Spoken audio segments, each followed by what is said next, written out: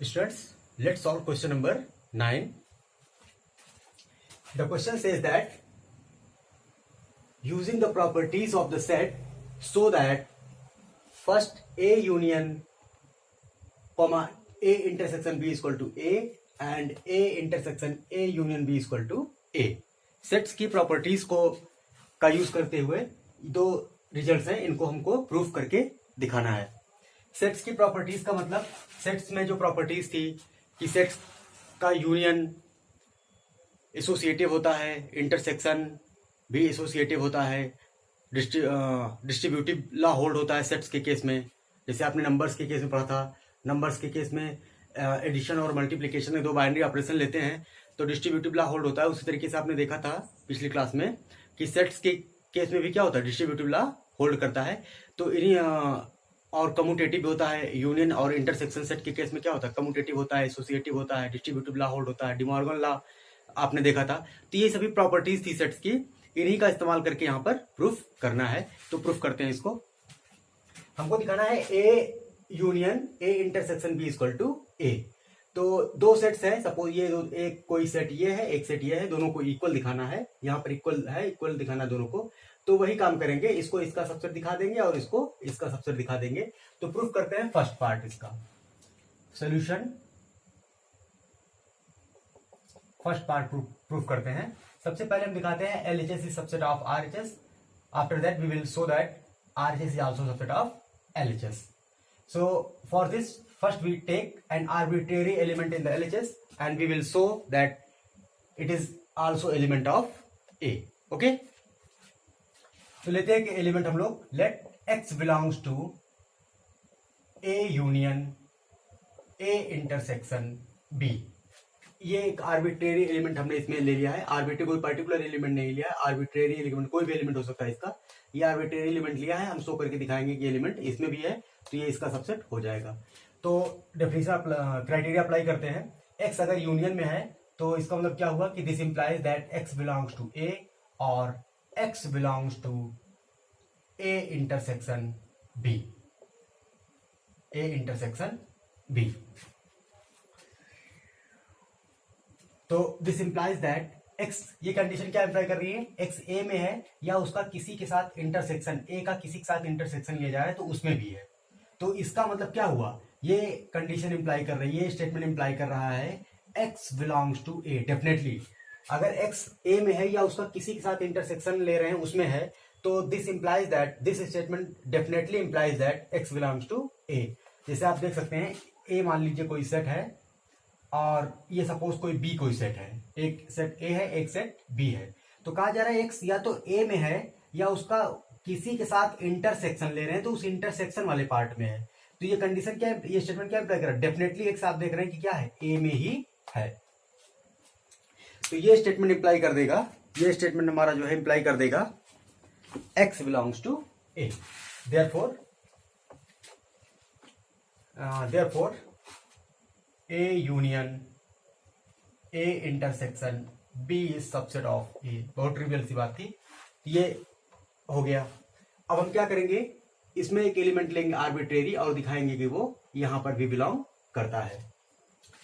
So let arbitrary element लेते हैं, let y belongs to A. y कोई element ले लिया जो A में है.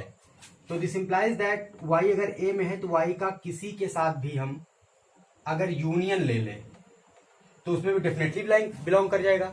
y का अगर हम किसी के साथ यूनियन ले रहे हैं तो उसमें भी बिलोंग कर जाएगा. तो अब इन दोनों स्टेटमेंट्स को देखिए, y इसमें है और y इसमें भी है. इन दोनों बात को कंबाइन करेंगे तो y a में भी है और इस यूनियन में भी है तो y इन दोनों के इंटरसेक्शन में भी आ जाएगा. तो दिस इंप्लाइज दैट, यहां से क्या बात निकल के आ रही है कि y belongs to a. This implies that ये दोनों कंडीशंस, ये दोनों स्टेटमेंट्स इंप्लाई कर रहे हैं y belongs to a intersection A union B. अब यहां पर हम जानते हैं कि जो इंटरसेक्शन होता है वो यूनियन पर डिस्ट्रीब्यूट होता है और यूनियन इंटरसेक्शन पर डिस्ट्रीब्यूट होता है. कुल मिला के डिस्ट्रीब्यूटिव लॉ यहां पर अप्लाई करेंगे. तो this implies that y belongs to, इसको इस पर डिस्ट्रीब्यूट करेंगे तो कैसे डिस्ट्रीब्यूट करेंगे, ये हो जाएगा आपका कितना, दिस इज इक्वल टू, ये इक्वल होगा किसके, A इंटरसेक्शन A और यूनियन, यहां पर यूनियन है, यूनियन A इंटरसेक्शन B. तो इसको आप लिख सकते हैं ए intersection A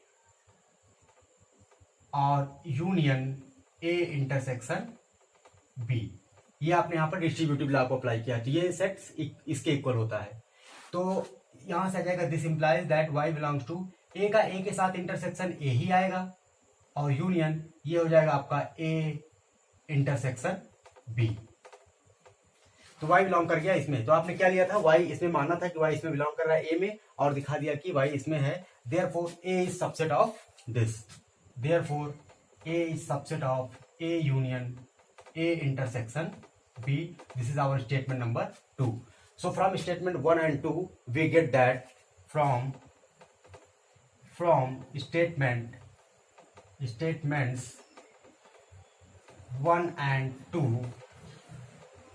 we get A union A intersection B is equal to A। ये हमारा क्या था, पार्ट फर्स्ट। तो इस तरीके से ये प्रूफ हो गया। सिमिलरली हम लोग प्रूफ करके सेकंड पार्ट को भी हम इसी तरह प्रूफ करेंगे सिमिलरली। तो आप इसको नोट कर लिए, सॉल्व करते हैं second part. Students let's solve second part. इस सेट को इसके इक्वल दिखाना है, वही काम करेंगे हम लोग। इसको इसका सबसेट दिखा देंगे और इसको इसका सबसेट दिखा देंगे। तो एक आर्बिट्रेरी एलिमेंट यहां पर लेते हैं, दिखाते हैं कि वो ए में भी है। तो लेट एक्स कोई एलिमेंट है, आर्बिट्रेरी एलिमेंट लेते हैं जो बिलोंग कर रहा है a intersection a union b में। अब यहां पर क्राइटेरिया अप्लाई करेंगे। एक्स अगर इसके और इसके इंटरसेक्शन में है तो this implies that x belongs to A and definitely x belongs to A intersection B। अब x यहां पर इस इंटरसेक्शन के क्राइटेरिया को अप्लाई किया है, तो x अगर इन दोनों के इंटरसेक्शन में है तो x A में भी होगा और इस इंटरसेक्शन में भी होगा। तो यहां से आप देखिए दिस इज ये क्लियरली क्या इंप्लाई करता है कि x डेफिनेट, ये स्टेटमेंट डेफिनेटली इंप्लाई करता है कि x बिलोंग्स टू A। देखिए क्या क्या सिचुएशन है, दो सेट्स हमारे पास हैं, ए और बी दो सेट्स हैं। तो x ये a है, सपोज ये b है। तो कहा क्या, ये स्टेटमेंट क्या बता रहा है कि x a में भी है और उसका किसी के साथ इंटरसेक्शन ले रहे हैं तो उस इंटरसेक्शन में भी है। तो ये क्या इंप्लाई कर रहा है, डेफिनेटली x किसमें है, a में ही है, x a में ही है। यहां पर ये कंडीशन बहुत इंपॉर्टेंट है, यहां पर एंड होने की वजह से ये स्टेटमेंट डेफिनेटली इंप्लाई करेगा कि x बिलोंग्स टू a। अगर यहां पर और होता तो फिर कोई जरूरी नहीं था कि, तब हम डेफिनेटली नहीं कह सकते थे, हम डेफिनेटली नहीं कह सकते थे, क्योंकि फिर ये हो सकता था कि ये बी में भी हो जाए ए में ना हो। तो एंड होने की वजह से ये स्टेटमेंट डेफिनेटली इंप्लाई करेगा एक्स बिलोंग्स टू ए। तो ये फिगर से भी दिख रहा है।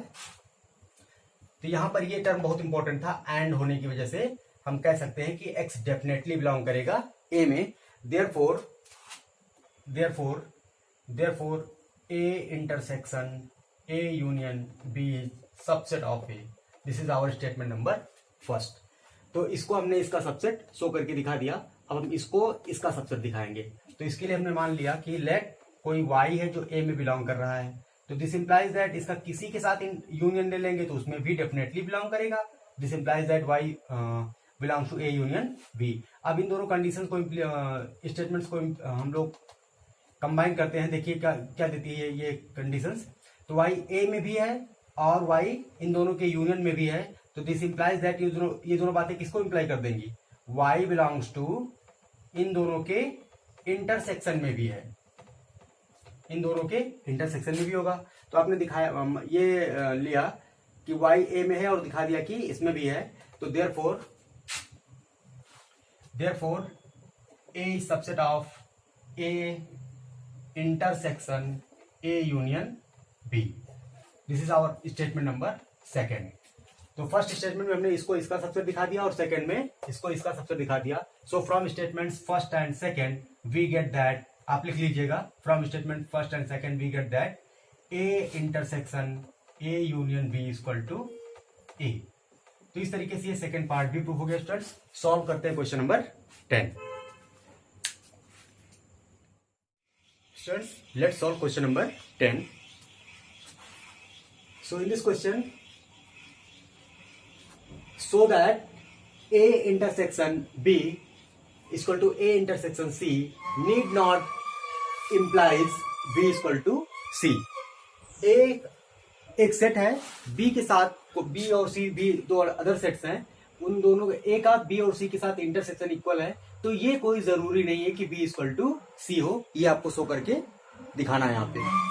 तो इसके लिए स्टूडेंट्स हम क्या करते हैं कि यहाँ पर दिया गया need not imply B equal to C, तो इसको प्रूव करने के लिए आप क्या करिए कि एक एग्जाम्पल इसके सपोर्ट में कोई दे दीजिए, वही सफिशियंट है इसके प्रूफ के लिए। सिर्फ एक एग्जाम्पल दे देंगे तो वही सफिशियंट है इसको शो करने के लिए कि ये a intersection B equal to A intersection c है, तो बी इक्वल टू सी कोई जरूरी नहीं है, इसके लिए एक एग्जाम्पल ही सफिशियंट है।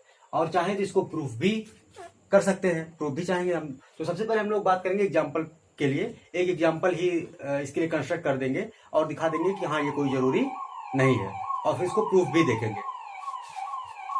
बट अगर यहाँ पर दिया हो गया होता कि ये नीड नॉट की जगह पे दिया हो गया होता कि ऐसा अगर है, if this then this so that this is equal to this, अगर ऐसा कुछ कहा गया होता तो फिर हमको क्या करना पड़ता, प्रूफ करने की जरूरत होती। बट यहाँ पर ये स्टेटमेंट ऐसा hold a intersection B equal to A intersection c होने की वजह से बी इक्वल टू सी नहीं होगा किसी भी आर्बिट्रेरी सेट एबीसी के लिए, तो इसीलिए हमको यहाँ पर नीड नॉट इम्प्लाई दैट लिखा गया है। तो इसके लिए एक एग्जाम्पल ही काफी है। तो एक एग्जाम्पल बनाते हैं हम लोग, सिंपल सा एग्जाम्पल लेते हैं। लेट ए एक सेट ले लिया, इसमें एलिमेंट हमने रखा 1 2, और बी एक सेट ले लिया जिसमें एलिमेंट रखा 1 और 3, और सी एक सेट ले लिया, इसमें एलिमेंट हमने रखा 1 और 4। तो अब देखिए ए का बी के साथ इंटरसेक्शन सिर्फ 1 आएगा, ए का सी के साथ इंटरसेक्शन सिर्फ 1 आएगा, दोनों के इंटरसेक्शन इक्वल है। बट देखिए बी और सी आपस में इक्वल नहीं है, क्योंकि ना तो ये इसका सबसेट है और ना ही ये इसका सबसेट है, तो ये दोनों इक्वल कभी नहीं हो सकते। तो यहां पर आप देख रहे हैं कि ए इंटरसेक्शन बी आपका कितना है, is equal to A intersection सी, और ये कितना है 1 है, but b not equal to c, b और सी इक्वल नहीं है, क्योंकि ना तो ये इसका सबसेट है ना ये इसका सबसेट है, तो कभी इक्वल नहीं हो सकता। तो ये एग्जाम्पल दे सकते हैं, इसी तरीके से और भी एग्जाम्पल आप सोच के बना सकते हैं सिंपलेस्ट तरीके से। तो ये तो था एग्जाम्पल से ही, हम देखते हैं इसको प्रूफ करने के लिए कैसे क्या प्रूफ भी कर सकते हैं इसको। तो चलिए देखते हैं, बी इक्वल टू सी आपको दिखाना है कि कोई जरूरी नहीं है कि बी इक्वल टू सी हो। तो बी इक्वल टू सी होने के लिए क्या होना पड़ता है, बी को सी का सबसेट और सी को बी का सबसेट होना पड़ता है। बी इक्वल टू सी के लिए आपको क्या दिखाना पड़ता है, ये इसका सबसेट है और ये इसका सबसेट है। तो हम वही काम करेंगे, इसको देखेंगे क्या ये इसका सबसेट हो रहा है, ये कंडीशंस है, और इस कंडीशन की हेल्प से देखेंगे कि क्या ये हमेशा इसका सबसेट होगा, फिर देखेंगे क्या ये इसका हमेशा सबसेट होगा या नहीं होगा। तो ये इसका सबसेट होना होगा, तो क्या करते हैं इसके लिए एक एलिमेंट यहां पर लेते हैं, दिखाते हैं कि वो यहां पर भी है। तो वही काम करेंगे, सपोज हमने ले लिया लेट एक्स कोई एलिमेंट है बी में, एक्स एक एलिमेंट हमने बी में ले लिया, हमको दिखाना है कि ये इसमें है कि नहीं है। अगर ये इसमें हमेशा बिलोंग करेगा तो ये इसका सबसेट हो जाएगा, और अगर ऐसा नहीं होगा तो फिर नहीं होगा सबसेट। उसी तरीके से सी को लेके काम करेंगे, देखेंगे। तो एक्स अगर वी में है तो दिस इंप्लाइज दैट कोई हमारे पास दूसरा सेट ए है, तो उसमें ये बिलोंग कर भी सकता है, और x does not belongs to a. X अगर हमारे पास कोई सेट बी में हमने ले लिया तो किसी दूसरे सेट में वो बिलोंग कर भी सकता है या बिलोंग नहीं भी कर सकता। अब देखिए यहां पर क्या होगा, ये दोनों स्टेटमेंट क्या इंप्लाई कर देंगे, एक्स बी में है इंप्लाइज एक्स ए में है, एक्स बी में है और ए में भी है, तो ये दोनों बातें किसको इंप्लाई कर देंगी, this implies that x belong to A intersection b, या तो ये होगा। और इसको और इसको कंबाइन करेंगे, ये इन दोनों स्टेटमेंट्स को, तो एक्स बी में है और एक्स ए में नहीं है, तो इन दोनों को कंबाइन करेंगे तो क्या होगा, definitely X does not belong to A intersection B. X ए में नहीं है और बी में है, इसका मतलब इंटरसेक्शन में बिल्कुल नहीं हो सकता, क्योंकि इंटरसेक्शन में वही एलिमेंट होते हैं जो दोनों में हो। तो दो सिचुएशंस कंडीशंस आ रही हैं, एक्स इन दोनों के इंटरसेक्शन में हो भी सकता है और नहीं भी हो सकता। ये स्टेटमेंट किसको इंप्लाई करेगा, एक्चुअली हमको सी के बारे में इंफॉर्मेशन चाहिए, सी में दिखाना है, तो हम बी यहाँ पर अपियर हो रहा है, बी को रिप्लेस करेंगे, उसके लिए हमें एक कंडीशन दी गई है। तो A intersection B equal to हम रिप्लेस कर देंगे ए इंटरसेक्शन सी से। तो this implies that x belongs to A intersection सी और x does not belongs to A intersection C. तो अब देखिए ये स्टेटमेंट किसको इंप्लाई कर दे रहा है, एक्स ए और सी के इंटरसेक्शन में, ए और सी के इंटरसेक्शन में होने का मतलब एक्स और एक्स में भी हो और सी में भी हो, दोनों में हो। तो एक्स जो है ए और सी के इंटरसेक्शन में है भी, हो भी सकता है और नहीं भी हो सकता, ये तो इंप्लाई कर रहा है, ये स्टेटमेंट बता रहा है। तो यहां से क्या इंप्लाई हो रहा है, this implies that x belongs to C और x does not belongs to C. ये स्टेटमेंट किसको इंप्लाई कर देगा, इसको इंप्लाई कर देगा, क्योंकि इन दोनों के इंटरसेक्शन में है, हो भी सकता है और नहीं भी हो सकता। इसका मतलब क्या हुआ, इसका मतलब ये हुआ कि एक्स सी में हो भी सकता है और नहीं भी हो सकता। तो यहां से आप देख रहे हैं कि एक्स आपने यहां पर माना था एलिमेंट और बी में माना था, और ये एलिमेंट आपका सी में हो भी सकता है और नहीं भी हो सकता। तो ये क्या इंप्लाई हो रहा है, यहां से क्या कंक्लूजन निकल के आ रहा है, देयरफॉर इसका मतलब ये हुआ कि ये बी इस सी का सबसेट हो भी सकता है और नहीं भी हो सकता। तो वही आपका शो करके ये शो हो गया कि बी देयरफॉर बी में or may not be subset of C. B may or may not be subset of C. Similarly, you can show that C may or may not be subset of B. So, A intersection B is equal to A intersection C need not imply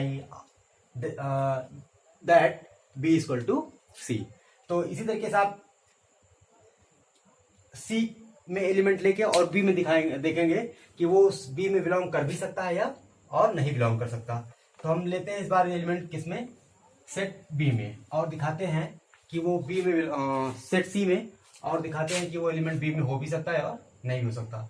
तो suppose हमने एक मान कोई Y ले लिया, suppose यहाँ पर Y C में है, तो दिस इंप्लाइज दैट वाई ए में हो भी सकता है और वाई ए में नहीं भी हो सकता, कोई दूसरा सेट है। तो अब वाई सी में है और इसमें है, तो ये दोनों स्टेटमेंट किसको इंप्लाई कर देंगे, वाई इन दोनों के इंटरसेक्शन में होगा ये दोनों मिलाकर, या वाई इन दोनों के इंटरसेक्शन में नहीं होगा। ये दो बातें हैं। अब हमको चाहिए क्या, बी में दिखाना है, तो हम इस सी को रिप्लेस करेंगे। तो इसके लिए हमारे पास एक कंडीशन दी गई है, इस कंडीशन को यूज करेंगे तो आ जाएगा Y belongs to A intersection B और Y does not belongs to A intersection B.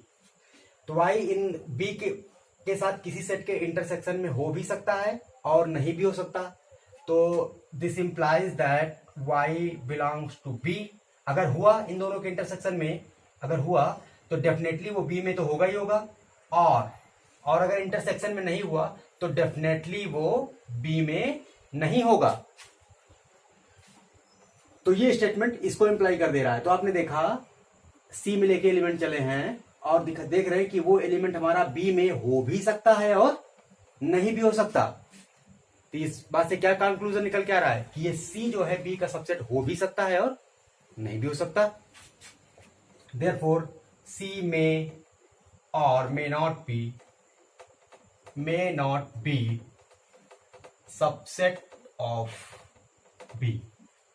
तो आप देख रहे हैं कि हमेशा तो ऐसा है नहीं कि B is subset of C and C subset of B, ये हो भी सकता है और नहीं भी हो सकता। तो therefore from above we see that B A intersection B is equal to A intersection C need not imply that B is equal to C। तो ये स्टेटमेंट आप लिख लीजिएगा। इस तरीके से क्वेश्चन कंप्लीट हो गया। अब सॉल्व करते हैं हम लोग क्वेश्चन नंबर 11। करते हैं क्वेश्चन नंबर 11। क्वेश्चन में कहा जा रहा है कि let A and B be two sets, A और बी दो सेट्स हैं। If A intersection x equal to B intersection x equal to 5 and A union x equal to B union x equal to A union x equal to B union X for some set X, किसी set X के लिए ये conditions hold हो रही हैं। तो आपको show करके दिखाना है कि दोनों सेट्स क्या होंगे, इक्वल होंगे। दोनों सेट्स को इक्वल दिखाना है तो हम उसके लिए क्या करते हैं, ए को बी का सबसेट दिखाएंगे एक बार और दूसरी बार बी को ए का सबसेट दिखाएंगे। तो उसके लिए एक आर्बिट्रेरी एलिमेंट ए में हम लेके चलते हैं और दिखाते हैं कि वो एलिमेंट बी में भी है। तो सपोज एक्स बिलोंग्स टू ए, अगर एक्स ए में है, सॉरी एक्स अगर ए में है तो this implies that x belongs to A union x. इसका किसी के साथ आप यूनियन करिए, किसमें होगा, उसमें बिलोंग कर जाएगा, डेफिनेटली बिलोंग करेगा। ठीक है, हमको दिखाना बी में है, तो धीरे धीरे हम इसको रिप्लेस करेंगे, बी को इंट्रोड्यूस करेंगे यहाँ पर। तो इसके लिए कंडीशन दी गई है ए यूनियन एक्स इक्वल टू दिया गया है बी यूनियन एक्स। तो this implies that x belongs to B union x, आप रेफरेंस में लिख देंगे क्योंकि a union x equal to B union x है। तो अब इन दोनों के यूनियन में है, तो यहां से क्या इंप्लाई हो जाएगा, ये स्टेटमेंट किसको इंप्लाई करेगा, एक्स बिलोंग्स टू बी और एक्स बिलोंग्स टू एक्स, इसको इंप्लाई कर देगा। तो अब देखिए यहां से दो बातें निकल के आ रही हैं, एक्स आपने ए में लेके चला था और दिखा दिया कि वो या तो बी में है या तो एक्स में है। अगर वो बी में हुआ तो then clearly a is subset of b, जो प्रूफ करना था वो हो चुका।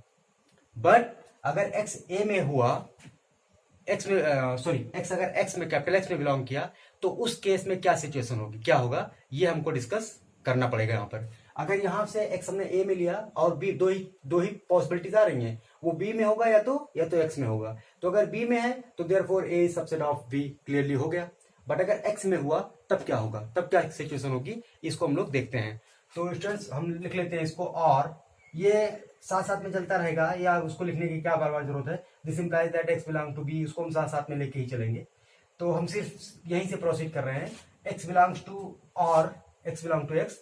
अच्छा, अब देखिए इन दोनों बातों को कंबाइन करिए, एक्स आपने क्या माना था, केवल इसी केस को डिस्कस करिए। यहाँ पर दो केस हमारे पास बन रहे हैं, एक ये वाला केस, एक ये वाला केस, तो इसी केस को हम डिस्कस करने चल रहे हैं केवल। तो यहाँ पे देखिए एक्स ए में था और फिर एक्स में भी है, तो यहां से क्या निकल के आएगा, ए इन दोनों के इंटरसेक्शन में भी हो जाएगा, ए में भी है और एक्स में भी, तो इन दोनों के इंटरसेक्शन में भी तो आ जाएगा, x belong to A intersection x. और आपको दिया गया है a intersection x equal to क्या, फाई, दिस इज फाई, ये फाई है।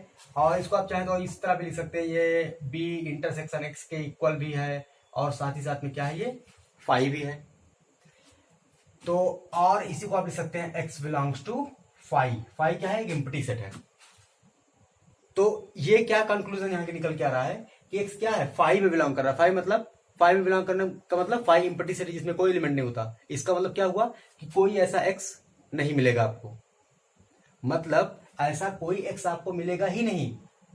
तो कहने का मतलब क्या हुआ कि एक्स, अगर कोई ऐसा एक्स है, पॉसिबल है, कोई ऐसा एक्स एग्जिस्ट करता है जो ए में है, तो वो डेफिनेटली कहां होगा, वो बी में ही होगा। अदरवाइज ऐसा कोई एक्स पॉसिबल ही नहीं है, अदरवाइज ऐसा कोई एक्स एग्जिस्ट ही नहीं करेगा। So if there exist in actual any x such that x belongs to a, this implies that x will definitely x belongs to b. तो आपको इस लाइन को लिखना पड़ेगा, from this we conclude that if there exists any x such that x belongs to A, this implies that x belongs to B. Therefore, A is subset of B. A is subset of B. तो इस line को आप लिखेंगे और ये लिख देंगे, तो ये आपका हो जाएगा। सपोज ये और हमारा स्टेटमेंट नंबर फर्स्ट है। सिमिलरली इसको इसका सबसेट दिखाने के लिए हम क्या करेंगे, इसमें एक एलिमेंट लेंगे और दिखाएंगे कि वो यहां पर भी है। तो सपोज हमने कोई मान लिया y जो है किसी b में है, let y belongs to b। y अगर किसी b में है तो इसका हम किसी के भी साथ यूनियन ले लेंगे, तो y क्या होगा, उसमें भी बिलोंग करेगा। अब y अगर इन दोनों की यूनियन में भी है, तो b union x equal to क्या है, a यूनियन x। तो हम सिर्फ वही सेम आर्गुमेंट्स है, सिर्फ बदलना है नोटेशंस को और कुछ नहीं करना। तो b union x equal to क्या है, इसको लिख सकते हैं a यूनियन x, क्योंकि हमने यहां पर इस बार क्या किया, b में माना है और हमको a में दिखाना है, तो हम b को रिप्लेस करेंगे a से। तो ये हमारा y लेके चले हम यहाँ इस बार, तो ये हो गया हमारा y। कुछ करना है वही लॉजिक है, इसलिए जो है सिर्फ नोटेशंस को बदल दे रहे हैं। तो यहां से हमारा आ जाएगा y इन दोनों के इंटरसेक्शन में है, तो this implies that y belongs to a और y बिलोंग्स टू x। अब देखिए इसको एज इट इज ऐसे हम लिखेंगे, this implies that y belongs to a, this implies that y belongs to a, इसको एज इट इज रखेंगे, सिर्फ यहाँ पर चेंज करेंगे। तो यहाँ पर हमारे पास दो केस आ रहे हैं, यहाँ तक पहुंचने के बाद हमारे पास दो केस आ रहे हैं। y हमने b में लिया, तो यहाँ पर दो केस, ये क्या, ये स्टेटमेंट किसको इंप्लाई कर रहा है कि y जो है या तो a में होगा या तो फिर x में होगा। और अगर a में हुआ तो बस हो गया, b subset of a proof हो गया। बट इस केस में क्या होगा, अगर x में हुआ तब क्या होगा, तो हम इसी केस को थोड़ा डिस्कस करेंगे आगे। तो इसको लिख सकते हैं, और y देखिए y आपने माना था b में है, और इस केवल यहाँ पर दो केस राइज हो रहे थे, इसी केस को डिस्कस करने चल रहे हैं। तो y b में है और y x में है, तो इसका मतलब y कहाँ हो जाएगा, इन दोनों के इंटरसेक्शन में भी डेफिनेटली बिलोंग कर जाएगा। और b इंटरसेक्शन x आपको दिया भी गया है a इंटरसेक्शन x, और ये क्या है फाई है, तो यहां से आपका आ जाएगा क्या y बिलोंग्स टू फाई, ये आपका आ जाएगा y बिलोंग टू फाई।